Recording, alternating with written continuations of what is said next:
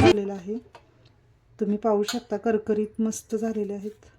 तर ही उपवासाची चटणी सुद्धा खोबऱ्याची केलेली आहे। तुम्हाला व्हिडिओ आवडला असेल तर व्हिडिओला लाईक करा, नवीन असाल तर सबस्क्राईब करा। धन्यवाद।